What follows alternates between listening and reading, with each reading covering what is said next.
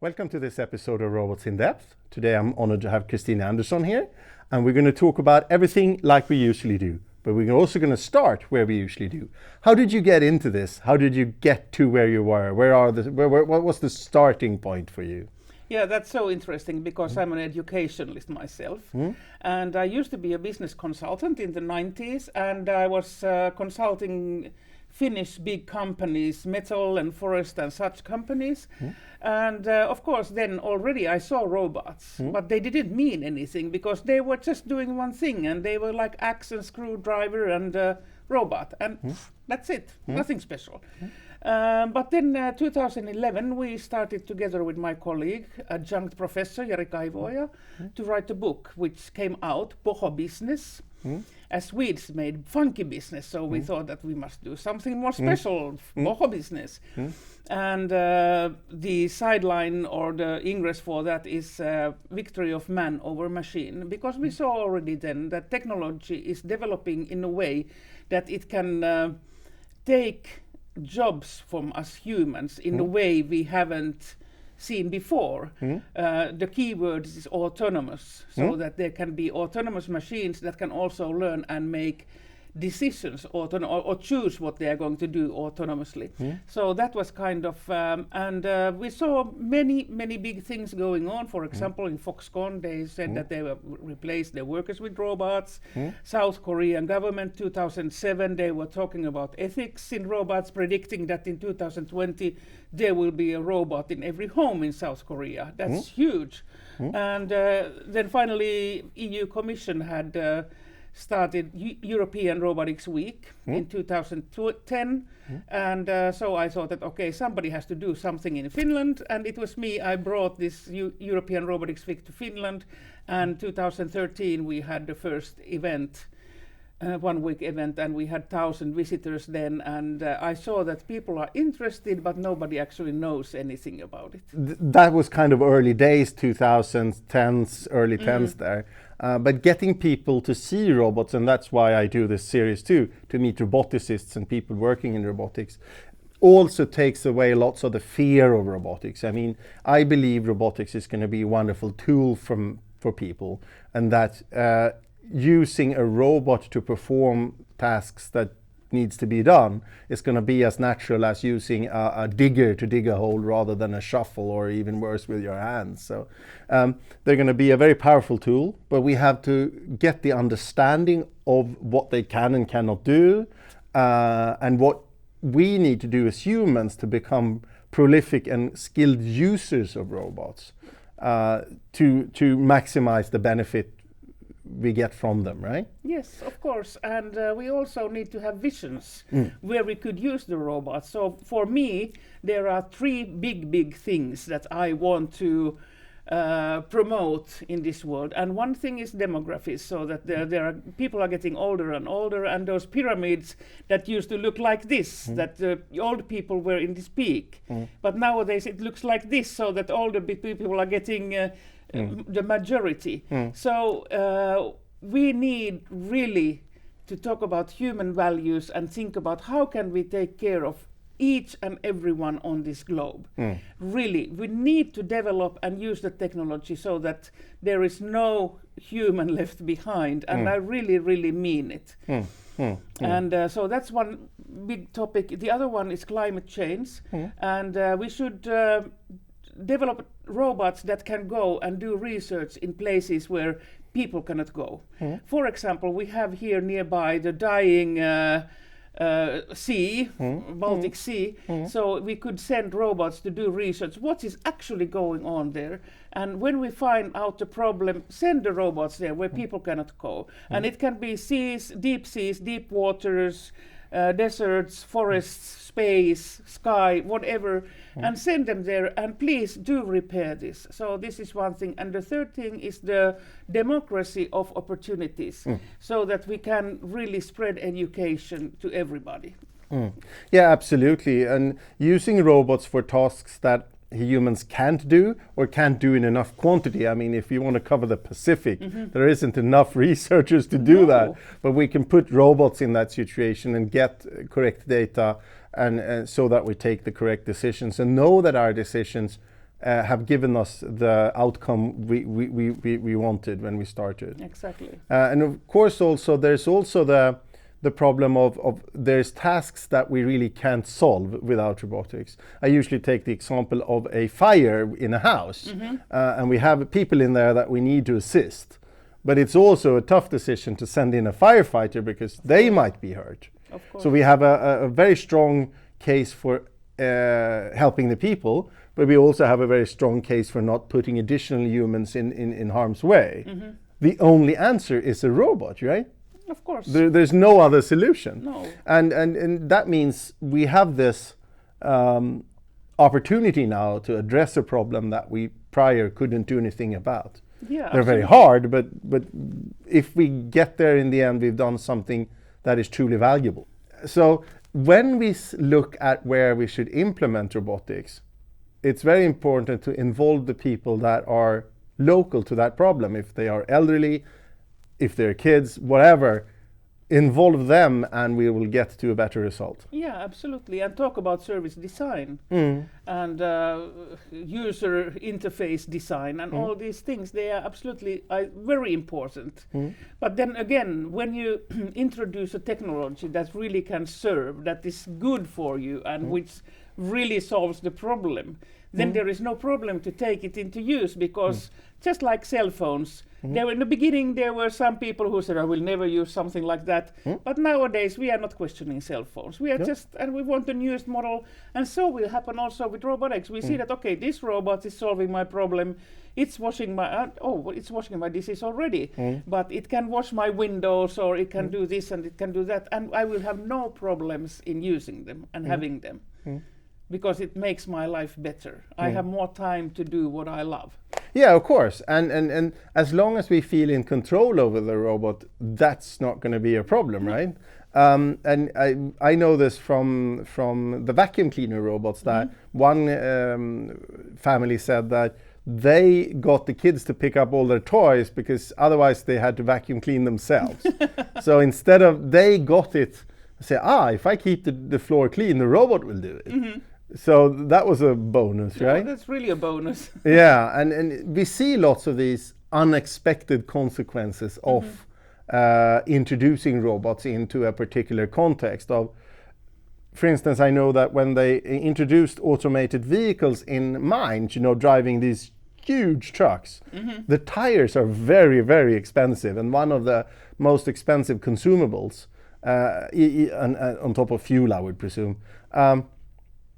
So they usually use women drivers because they were kinder to the tires. Okay. But the robots were even better. Really? Yeah. Okay. So what made the people sign on the dotted line with this robotics company was the fact that they saved more money in tires than the robot cost them. And that's quite a short horizon. I mean, they wear out a set of tires reasonably quickly, right? And they are many hundreds of thousands of dollars to change. So there's often a very odd reason to why robotics is a good fit for a particular problem.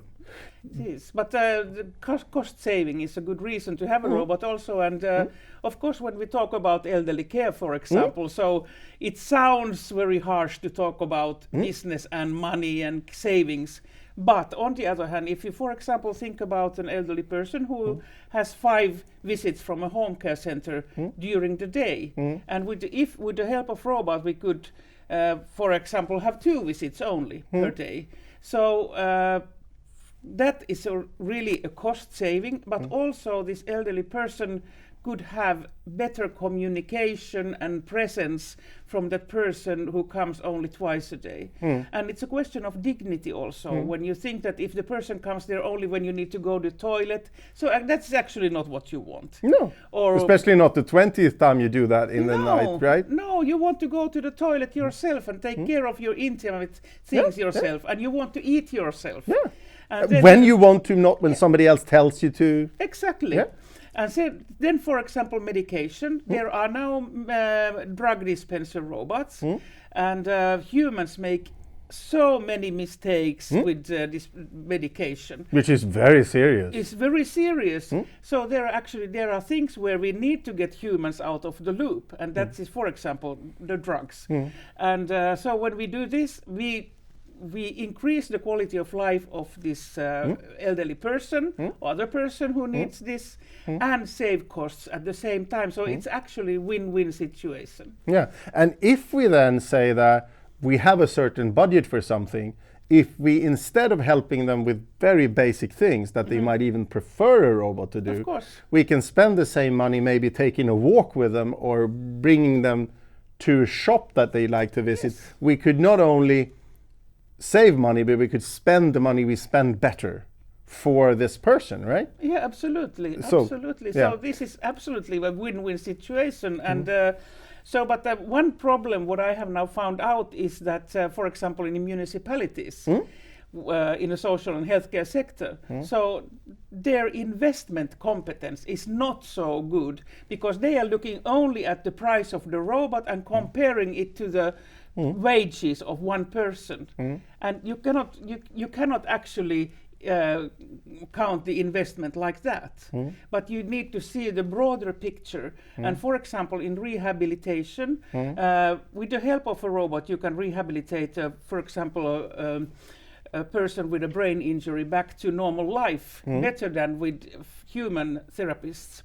So, and everybody wins, because it's truly expensive to have a person lying in bed in a hospital like this, when after rehabilitation she or he could live normal life. It's also, of course, an enormous improvement of life quality for that person. A person and whole his family and everybody. So this is something that we really should. It's not only the cost doesn't come only from the robot, but it's an investment, and then you need to see all the benefits and see where the money actually is flowing. And the money is flowing in the society in many places when a human being is not capable of taking care of herself. Yeah. No, but I mean, I think we have a very strong argument for doing this, and I think the best argument is the fact that some old people want it, and I mean, we have to respect their wishes, right?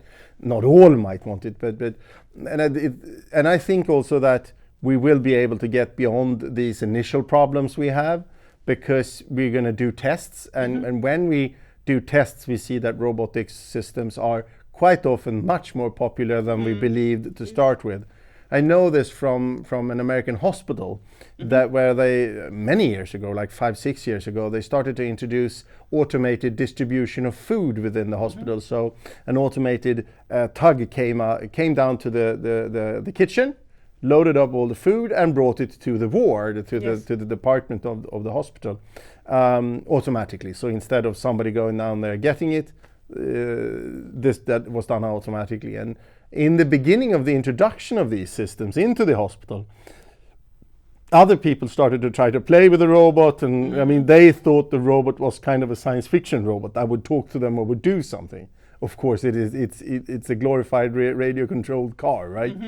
It's a fantastic solution to a very real problem, but it isn't R2D2, right, or C3PO.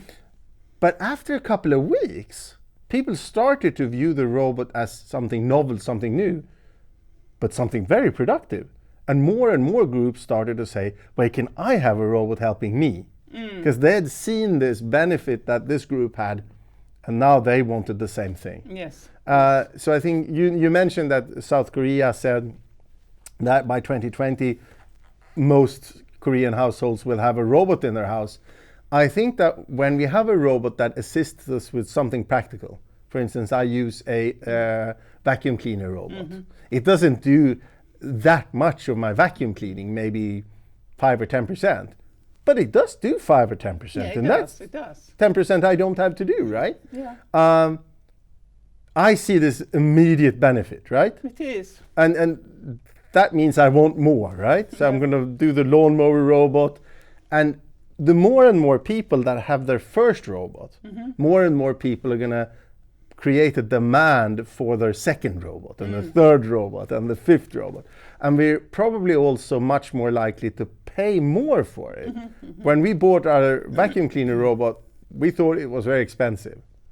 I think that 5 or 10 years down the line, I will be much more inclined to pay more for a robot because I see the benefit you get from them. Of course. But what is even more beneficial is that when you can really help somebody to do something he cannot. And it's a great example is in Sweden. There is, I can't remember the guy's name, but there is this guy who got from past post-polio trauma, he got his hands paralyzed and he couldn't eat for himself. And so his wife was feeding him like this, and he felt that it's not okay, even though the wife said that I love you, I'm happy to feed you and everything. But anyway, one day went to a restaurant and this happened, and he was disturbing the wife's rhythm and all this. So he said to himself that okay, I'm an engineer, I can develop me a robot that can feed me, and he did so. And the first robot didn't look so great, but anyway, he went to Robotdalen and he said that look, I'm this guy without his hands, and you must help me to create this robot. So in Robotdalen they said that yes, that's great, but I think there are many others who also need this kind of robot. Yeah, and now absolutely. now they have developed this bestic robot, which can feed like this, and it's very beautiful. It's with design. You can take it to restaurant and put it on the table, and you are there like anybody else. Nobody's doing this. And I visited them. And so there we were, and he was, and you know, after 2 or 3 minutes, we didn't even notice anymore that there was a robot feeding him. And it was like, and that was really, it was, we felt like this is a miracle, you know, this is something fantastic what is going on, because then you can really help. And this also helps this person to live independent life. Yeah. They can go to the restaurant by themselves. Yes. They couldn't do that before. Exactly. I'm sure he enjoyed going with his wife, but of course, but you know, you can grabbing a quick snack when he was out doing things was and this is the fantastic when you can find this innovation that really can make somebody's life better, or make a better world, or create more learning opportunities. So I think this is the real benefit we are gaining from robotics. And this is the reason I want to talk about it. Yeah, it is a fascinating area. I have seen something similar to this where somebody got a reasonably intelligent prosthetic arm, and he hadn't eaten himself for a decade. And what we see here is, like we talked about the elderly person, what we see here is that now his wife can return to being his wife rather than the caretaker. Exactly. And that's a better relationship for those two, right? So yeah, that's very significant. It is. Where do you see interesting developments? You know about lots of things that are going on in robotics. What excites you right now, right? Well, for me, very exciting is of course this cyber thing where you can, for example, send robots to work autonomously, for example, earthquake or something, or to space or whatever. That is so interesting. Autonomous interests me very much. And it interests so much because it's also a little bit frightening, because then the robots will be able to make their own decisions. So because in the older days, we were asking, what shall we make the robots do? But the new question is, what should we allow them to do? And how can we stop them?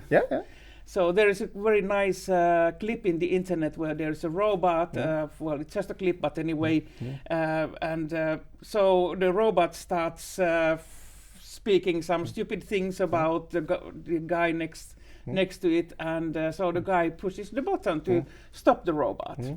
And then there is silence, and then the robot says, I saw that you tried to switch me off. And that's quite funny. So that's interesting, because it's interesting to think what could happen. But then, of course, those life-saving robots in the medical sector, for example, tiny nano robots traveling in your veins to clean your veins from inside, and robots that get and fight, for example, cancer cells inside you without any chemotherapy or any like this, so that it really can be precision medicine and predictive medicine and all this. So this, I think, is very fascinating.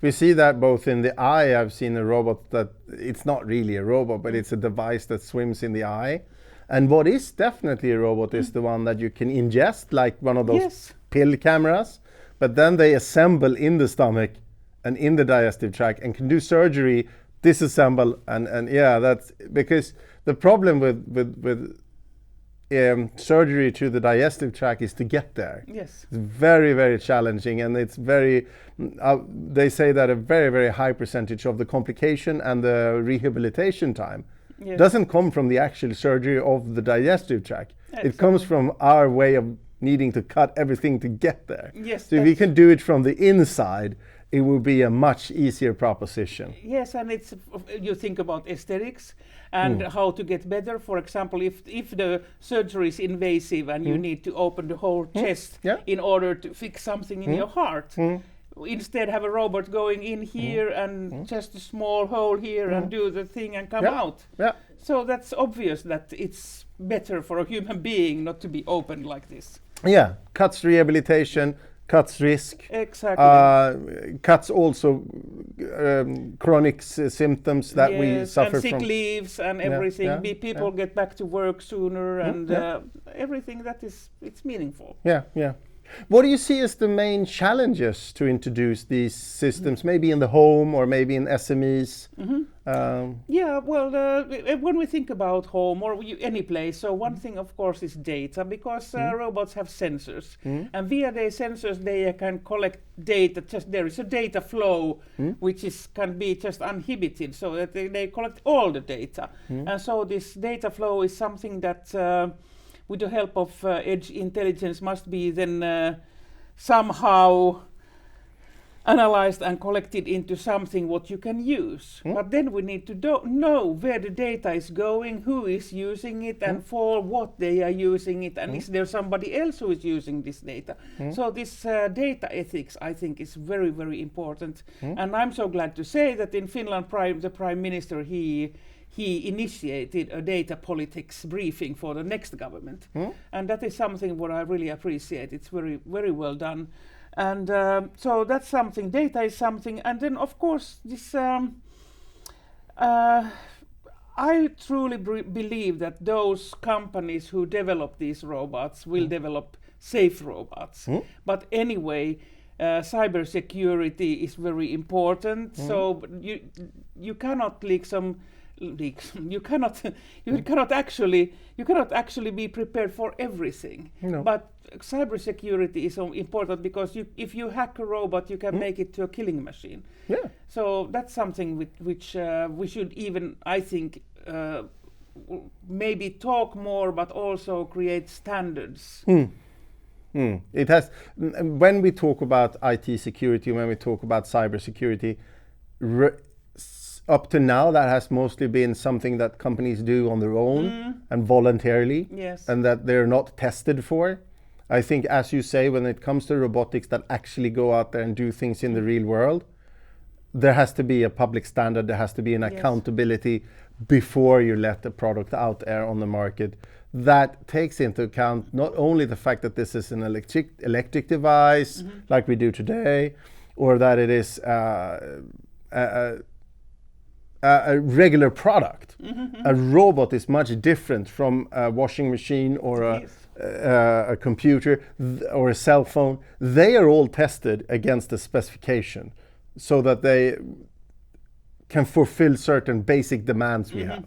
Doesn't say anything about the function, it just says this won't electrocute you, or it won't burn, and I think you're very much correct in that, saying that we need extended checks for robots, because they are actually much more potent machines, both for the good and for the bad. Yeah, that's true. And I can't talk enough about edge intelligence, so that the robot needs to have its own brain intelligence. For example, a robot car, when it's autonomous. So it cannot be dependent of cloud intelligence only, so that the brain would be only in the cloud. That's really, really too risky. The connection is never 100% secure, even though you have 5G or whatever you have. And then it's vulnerable for hacking. Of course, everything is.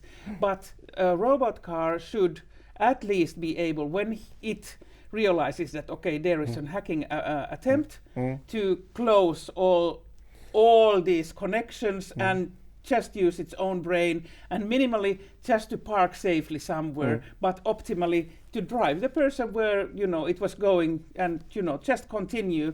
So edge intelligence, so that it's a car can be or any robot in the future is a moving processor.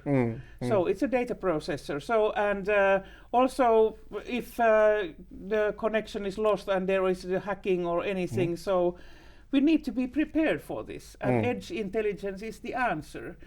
But I know that many think that it's enough that the brain is somewhere in the cloud, but it's not enough. In robotics, no. No, I'm on the same opinion that I would never use, for instance, speech recognition or anything like that isn't local.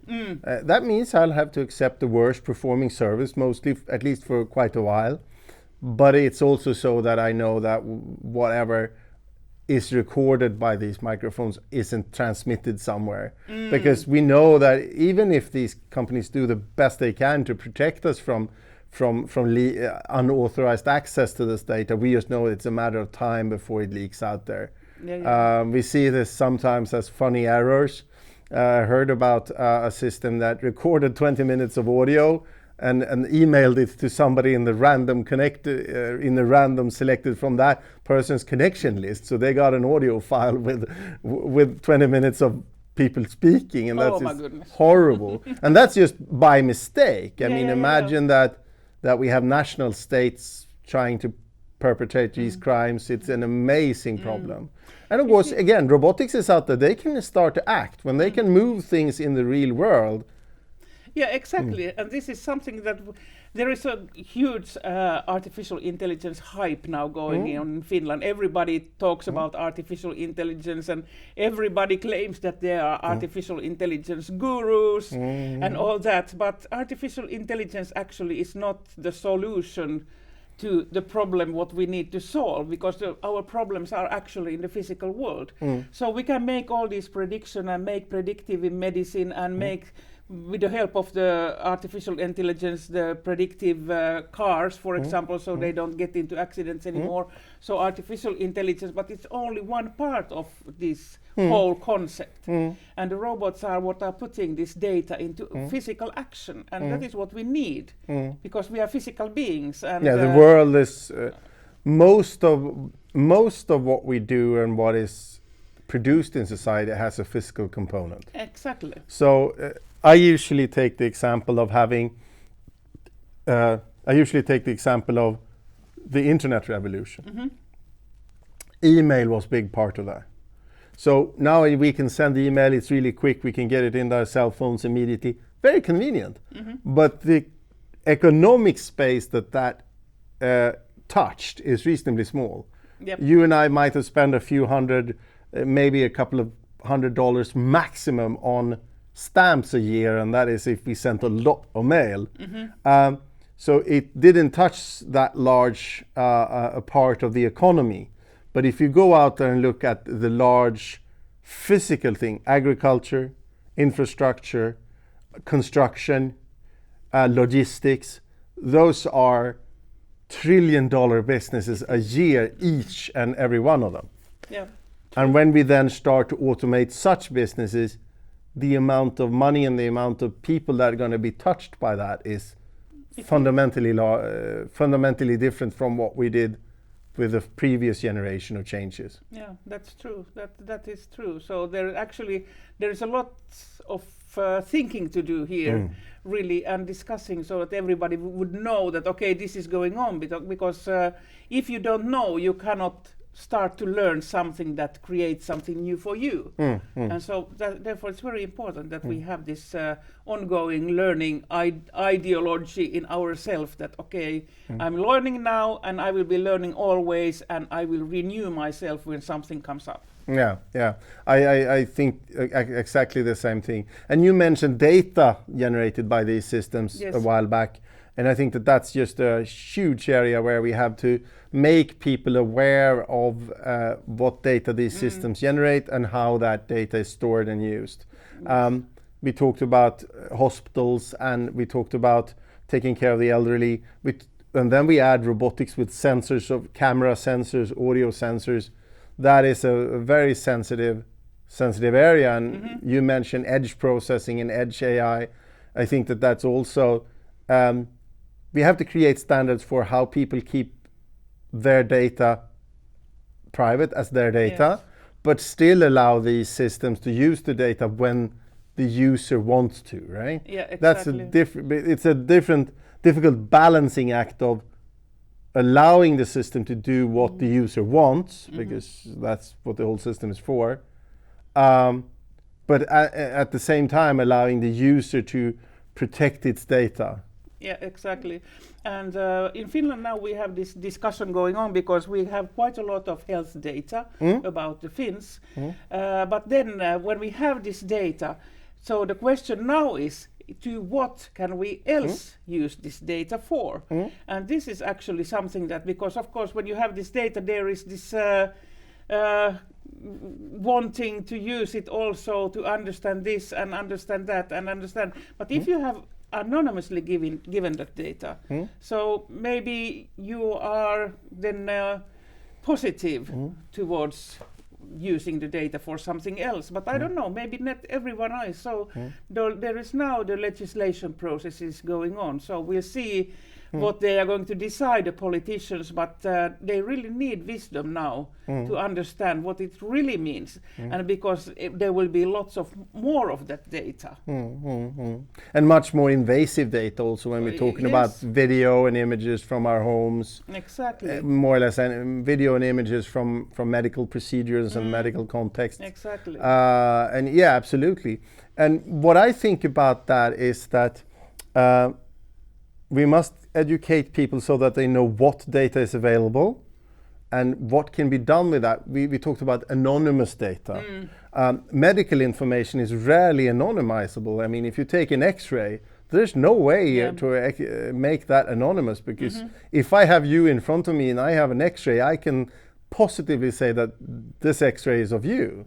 Can I find you if I only have the X-ray? Possibly no. But if we have enough data, there's probably a kind of a global fingerprint that could be made from this data. So although it's really anonymous, I might come scaringly close to finding a particular person because we're all so unique, right? But of course also, most people actually want their data to be used because that's how medication is developed and how procedures are developed and refined. And eventually I might need that procedure. So there is also, if we create good standards and good practices, and we explain to people the risk and benefit, there's always going to be a risk and benefit, they are going to be more inclined to share this data and knowing how it's handled, be more comfortable with that. And more progress will happen. Yes, I'm sure. I would be willing. I am willing to share my data because I'm sure that it can somehow serve the world. So of course. And eventually even myself, yourself, right? Yes, I mean, if we don't help to develop medication and procedures, we might not have them when we need to, right? Yeah, but then it comes, of course, to a certain point when that particular data is very important, for example, in a crime or something like this. So is the police allowed to then dig into those data and algorithms to find that person? Yeah, and what kind of crime? If somebody is accused of a very, very serious crime, that might be okay. Yeah. But if you have a parking ticket, is it the same, right? Yeah, please, I mean, no. And if it's for instance, a crime that has been committed or in progress, right? I mean, so there's many, and you say that Finnish politicians are wrestling with these issues now, and they are very new questions, and they're very complex. And as you said with cybersecurity, if we get it wrong, we can get it really wrong, right? That's seriously wrong, right? Yes. Not only somebody stole your pictures or did something with your computer hardware or your computer contents, but actually out there in the real physical world, right? Yeah. So this is very interesting. Do you work with anything else that you'd like to share with us? Well, for example, now I have a program in northern Finland. We have a project that try to develop the productivity in travel business. Okay. So in Guyana, where there is lots of more Chinese tourists coming nowadays, and also the Chinese skiing group is there to get coaching. There are very good skiing coaches in Finland. So there are lots of more hotels built, and of course the infrastructure and everything. So these businesses need to develop their productivity because they are very vulnerable for every change and so on. So in these kind of businesses, there are quite a lot of robots already. For example, you probably have heard about a hotel in Japan where they have receptionists, robots. The other one is a dinosaur, and the other one is humanoid. So people always laugh to the dinosaur, but if you have small kids, they love it. Yeah, they love it. They will always choose the dinosaur. So that's a good example of robotics, how you can then the service design part. Yeah, the design part. That I mean, you can do the same thing in something looking like an ATM, and in fact, I have a few times. Yeah. But it doesn't give you the same story. It doesn't give you the same feeling. It doesn't give you the same interaction result, really. Especially then if you have a kid, they would probably much prefer the dinosaur rather than the ATM style machine, right? Yes, of course. And but then, of course, not only receptionists, but room service. So there is in Singapore, there's a robot that travels around the corridors in a hotel and gives the room Karaoke service. style. Yeah, exactly. And I was just some time ago. I traveled to Zurich, and I had a meal with my family, then my sons and my mother, and we had a couple of glasses of wine. And when I then arrived to Zurich, I was really, really tired. And in this hotel, there was this most polite receptionist. Madame, would you like this? And Madame, would like, and Madame, this and that. And I was so tired. I was kind of thinking that if you once more say Madame, I will punch you in the face because I want a shower, I want my room, I want to go to the bed, nothing Madame anymore.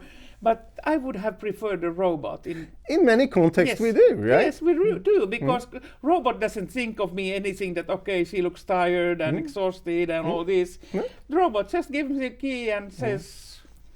Yeah. And it's also so that if we have the choice, we all choose differently at different times, and that's okay, right? Of course. I mean, a wide variety of choice is a great thing, right? So sometimes your question might be, here's my room key, I want to check out. Is this your bill? Yes. Pay with a credit card on file? Yes, and we're done, right? Yeah. But sometimes I might have another question that's more suitable to a human. Yes, of But course. the choice in this situation is just a great thing, right? It is. Yeah. It is. And it also might allow us to provide services in ways that we can't now. We can have smaller hotels that are fully automated. Of Because course. they don't have to support a staff of the same level. So they might be closer to wherever you're going, or it just opens up new possibilities. It is. So thank you very much. It was a pleasure having you here and hear a little bit about robotics in Finland, among other things, right? Thank you. Thank you for inviting me. It's a great chat. Thank you. I hope you liked this episode of Robots in Depth. I'm proud to produce Robots in Depth with the support of the sponsors, Carbon Robotics and Aptomica. Carbon Robotics is redefining the relationship between humans and machines by making advanced automation dramatically more accessible, with low-cost robotic arms, integrated vision, and a powerful task intelligence engine that automates tasks no human was born to do. Carbon Robotics is proud to support Robots in Depth in their goal to elevate the global robotics ecosystem. Aptomica rents anything in modular robotics. Dream, rent, build. Visit aptomica.com to connect. If you like this episode, tell your friends, give us a thumbs up, subscribe and turn on your notifications. I am Per Sherboy, and I'll see you next week in another episode of Robots in Depth.